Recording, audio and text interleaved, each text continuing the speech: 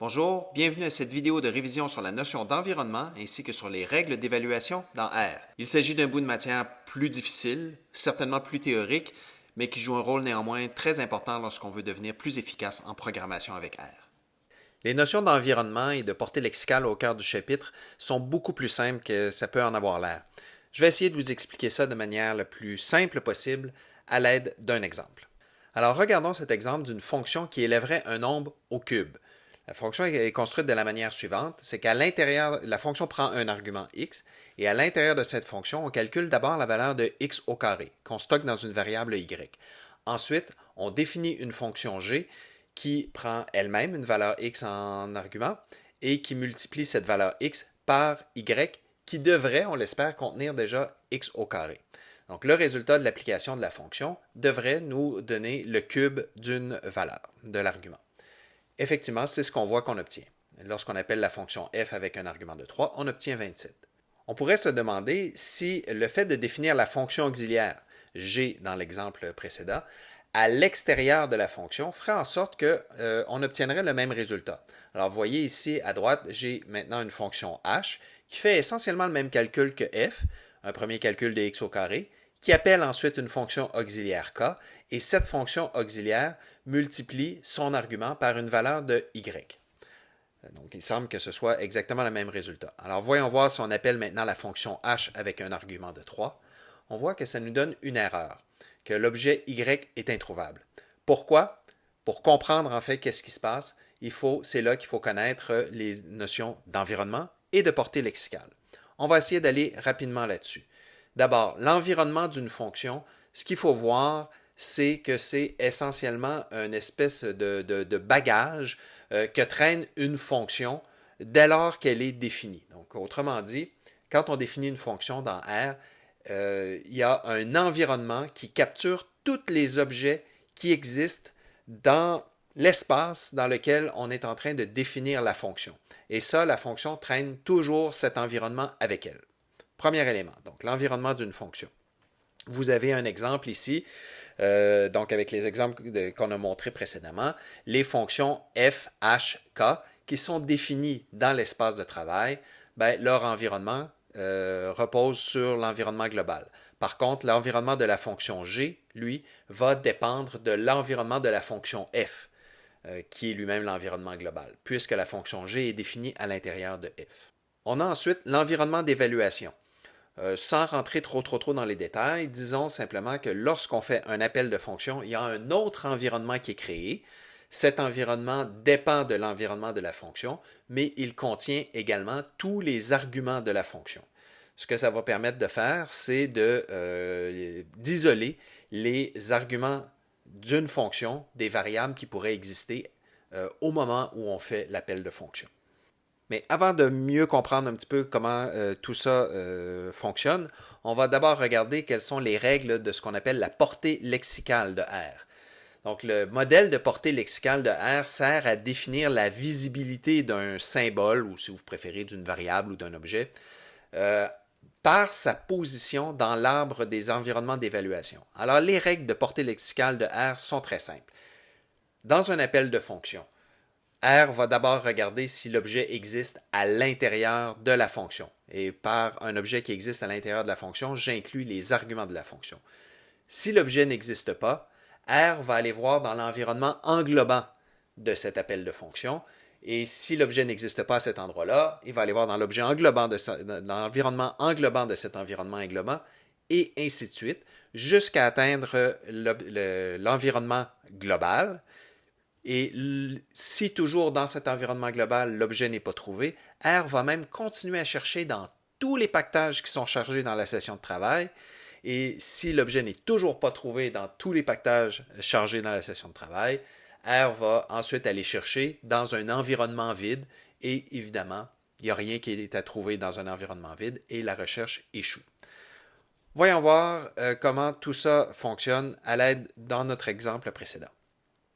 Donc, si on regarde le premier cas, où ça fonctionnait bien, la fonction auxiliaire, g, était définie à l'intérieur de la fonction principale f. Mais lorsqu'on fait l'appel de fonction f de 3, ça crée tout un arbre d'environnement, de fonctions et d'évaluation que vous voyez à droite de votre écran. L'appel de fonction est évalué dans le dernier environnement en bas, l'environnement de l'appel G de 3. À cet endroit, la variable x existe, c'était l'argument x qui était passé à la fonction g qui vaut 3.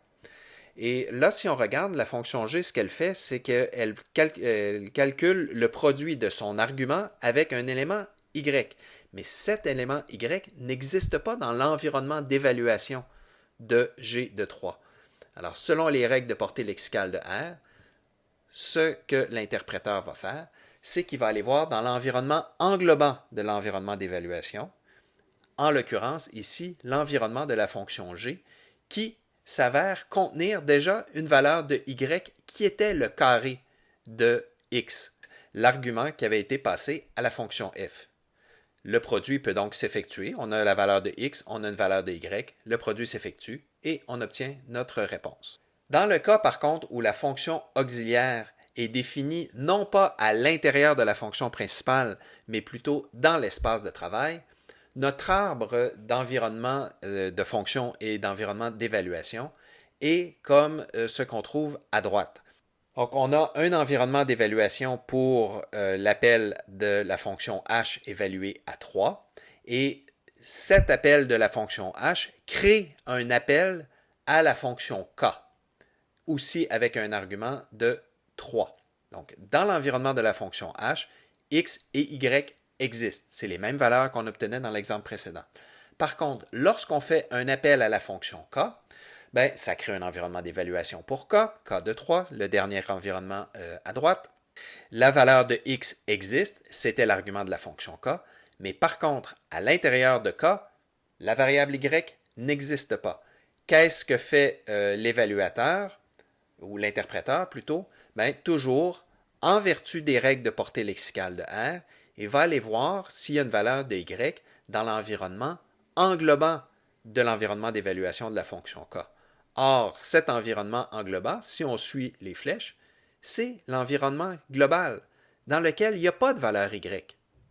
Donc, l'interpréteur va continuer comme ça, il va aller chercher, selon les règles de portée lexicale, dans tous les pactages, tous les environnements englobants de l'environnement global, jusqu'à arriver à l'environnement vide. Et vous voyez qu'en vertu des règles de portée lexicale, aucune valeur de y n'est trouvée. Et c'est pour ça qu'on reçoit un message d'erreur dans ce cas-là. Pour bien vous faire comprendre les périls un peu de ces règles de portée lexicale, qui sont par ailleurs extrêmement utiles, mais néanmoins dangereuses, donc pour vous faire comprendre un petit peu les périls, regardez ce cas. On reprend l'exemple précédent. J'ai mes deux fonctions h et k qui ont été définies dans l'espace de travail, donc dans l'environnement global. Mais j'ai aussi une valeur de y qui n'a absolument aucun rapport avec le problème qui se trouve dans mon espace de travail. J'ai mis ici une valeur de 5, ça pourrait être n'importe quoi. Okay? Ça n'a rien à voir avec le carré d'un argument des fonctions h ou k. Si on regarde maintenant, on refait notre même appel de fonction, h de 3, vous voyez que là, j'obtiens une réponse. Et cette réponse qui est 15, ça provient d'où le calcul? Ben, les mêmes règles de portée lexicale sont toujours appliquées, mais vous voyez que cette fois, lorsque l'interpréteur cherche une valeur de y dans l'environnement englobant de l'environnement d'évaluation de la fonction k, il tombe dans l'environnement global dans lequel il s'avère qu'il y a une valeur de y qui traînait là.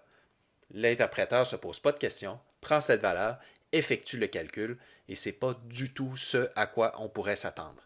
Alors, vous devez faire vraiment très attention à ça. C'est très facile d'écrire des fonctions qui dépendent de variables qui se trouvent dans l'espace global et c'est extrêmement rare que c'est ce que vous voulez faire, dépendre de variables qui se trouvent dans l'espace global parce que ces variables-là peuvent changer à tout moment. Vous avez beaucoup moins de contrôle sur les variables dans l'espace global que sur les variables qui se trouvent à l'intérieur d'une fonction. En fait, ne faites pas ça des fonctions qui dépendent de variables qui se trouvent dans l'espace global. C'est extrêmement dangereux. L'autre élément dont il est question dans le chapitre 12, c'est le concept d'évaluation paresseuse dans R. Ce que ça signifie, le concept d'évaluation paresseuse, c'est que les arguments d'une fonction sont évalués seulement lorsque on en a besoin à l'intérieur de la fonction et pas avant.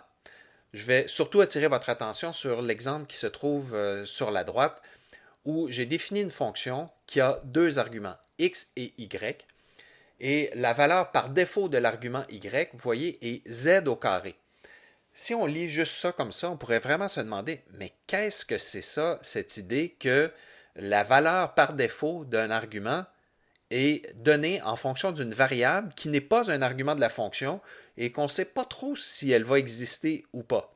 En fait, dans beaucoup de langages de programmation, on n'aurait pas le droit de définir une fonction de cette manière-là parce que si on ne donne pas de valeur à l'argument y, l'interpréteur ou le compilateur essaierait d'assigner une valeur à y puis il ne trouverait pas de valeur de z lors de l'appel de la fonction. Or, dans R, les arguments de la fonction ne sont pas déterminés au moment de l'appel de la fonction, mais seulement lorsqu'on en a besoin. Alors, regardez l'exemple de cette fonction. Ce que l'on fait, toujours à droite, c'est qu'à l'intérieur de la fonction, là, je définis une valeur de z, qui vaut 5, et ensuite, je fais le calcul x plus y. Or, si j'appelle la fonction avec un seul argument, comme on le voit au bas à droite, donc avec un seul argument x qui serait 2, ce qui se passe, c'est que l'interpréteur, lorsqu'il exécute la fonction, va assigner une valeur à z, qui va être 5, et lors du calcul de x plus y, va regarder, va dire, ah, tiens, je n'ai pas obtenu de valeur pour y en argument de la fonction, donc je vais utiliser la valeur par défaut, qui est z au carré. Et au moment où cette évaluation est faite, ah, la valeur de z existe, c'est 5, et on obtient un résultat, soit donc 5 au carré plus 2 qui nous donne 27. Alors voilà, j'espère que ce résumé vraiment très succinct vous aura permis de mieux comprendre les notions d'un chapitre, comme je le disais en introduction, qui est un petit peu plus compliqué, mais qui est quand même vraiment intéressant. Et si vous saisissez bien les notions d'environnement de portée lexicale, ça va fort probablement vous éviter un jour de faire des fonctions qui sont extrêmement risquées parce qu'elles dépendent de variables globales. Donc voilà, j'espère que ça vous a été utile.